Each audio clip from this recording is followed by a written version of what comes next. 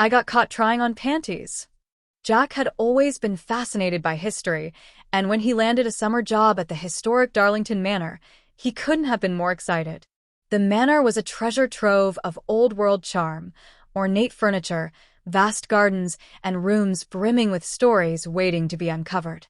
His tasks were simple: tending to the gardens, assisting with minor repairs, and occasionally giving tours to the few visitors who came by. But there was something about the manor that always seemed to pull him in, especially the hidden rooms that held the echoes of a forgotten past. One quiet afternoon, as Jack dusted the shelves in a dimly lit, seldom-used room, his curiosity led him to a grand, intricately carved wardrobe standing in the corner. The design was exquisite, vines and flowers etched into the wood, giving it a sense of age and mystery. The wardrobe seemed almost to beckon him, so after a moment's hesitation, he opened its heavy doors. Inside, he found a collection of vintage dresses, each one more stunning than the last. The fabrics, silk, satin, lace, were delicate and luxurious, and the intricate beadwork and patterns suggested they had once been worn by women of grace and stature. Jack's heart raced as his fingers brushed over the fabrics, imagining the lives of those who had worn them. Though he had always admired fashion from afar, something about these dresses awakened a deep, unfamiliar longing within him. Unable to resist the pull, Jack chose a rich burgundy satin gown, a flowing, elegant dress that seemed fit for a ball. He made sure the coast was clear, then shed his work clothes and carefully slipped into the gown. The sensation of the soft, cool fabric against his skin was overwhelming. The dress fit surprisingly well, hugging his slender frame and falling gracefully around his legs. When he looked into the full-length mirror attached to the wardrobe, Jack was stunned by the sight. In that moment, he saw himself transformed, elegant, poised, and beautiful in a way he had never imagined. For the rest of the afternoon, Jack twirled and posed in front of the mirror, savoring the feeling of the gown swirling around him. It wasn't until the sun began to set that he reluctantly changed back into his work clothes and returned the dress to its place. Yet, as he left the room, the memory of how he felt lingered, filling him with a mix of exhilaration and curiosity. In the days that followed, Jack couldn't stop thinking about the wardrobe and its treasures. Whenever he found a spare moment, he would sneak back into the room, trying on different dresses and experimenting with accessories, gloves, hats, and even a pair of dainty lace-up boots. Each time he donned a new dress, he felt a growing sense of liberation, a deep connection to something he hadn't fully understood before. One evening, as he admired himself in a soft blue gown adorned with pearls, Jack heard the unmistakable creak of the door behind him. He spun around, his heart pounding in his chest, to find Mrs. Whittaker, the elderly owner of the manor, standing in the doorway. Her eyes widened at the sight of Jack in her grandmother's gown. Jack's face flushed with horror. "Mrs. Whittaker, I'm so sorry. I didn't mean to." But before he could finish, Mrs. Whittaker's stern expression softened into a warm smile. "Jack, there's no need to apologize.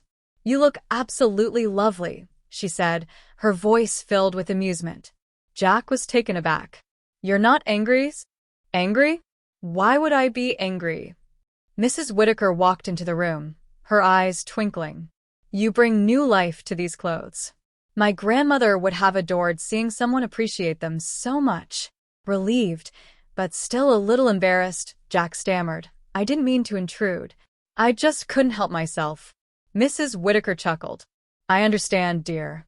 Fashion is an art, and you seem to have a natural talent for it.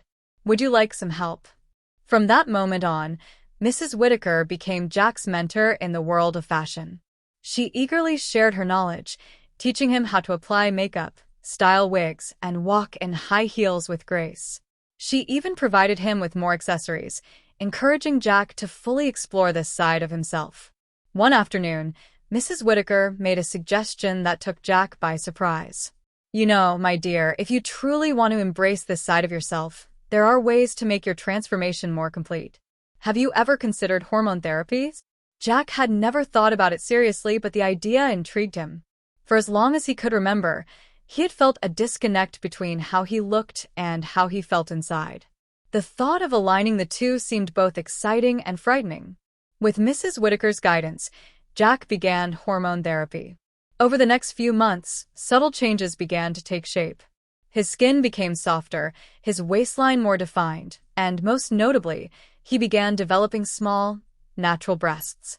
Each physical change brought him closer to the person he had always felt he was inside.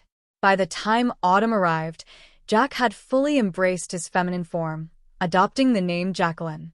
The once shy, reserved young man had blossomed into a confident, graceful woman. Encouraged by Mrs. Whittaker, Jacqueline began venturing out into the world.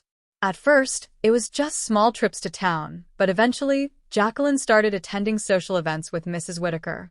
Each time, she was the picture of elegance, dressed in one of the Manor's vintage gowns, complete with flawless makeup, styled hair, and high heels. The transformation was so complete that no one could have guessed that Jacqueline had once been Jack, the quiet gardener of Darlington Manor. In time, Jacqueline came to understand that her journey wasn't just about physical transformation. It was about finding peace and authenticity in who she was, and in embracing the woman she had always been inside. By the end of the summer, Jacqueline had made the life-changing decision to embrace her new identity fully. With Mrs. Whittaker's unwavering support, she enrolled in a nearby fashion design program, eager to channel her newfound passion for vintage clothing and personal transformation into a creative career. Jacqueline knew she wanted to design clothes that spoke to the past while reflecting the modern, confident woman she had become, blending history with her present self. Years passed, and Jacqueline found herself standing in the grand hall of Darlington Manor, the estate she had inherited after Mrs. Whittaker's passing. Now a renowned fashion designer, Jacqueline had turned the manor into both her home and the heart of her thriving fashion business.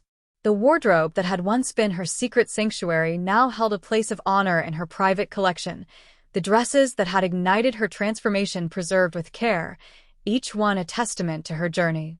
The manor, once a quiet backdrop to a summer job, had become a vibrant hub for Jacqueline's creative endeavors. It was also a refuge for those seeking a place to explore and embrace their true selves, much like she had years before. Jacqueline opened the doors of Darlington Manor to anyone who needed a safe space to express their identities, offering both a sanctuary and a source of inspiration.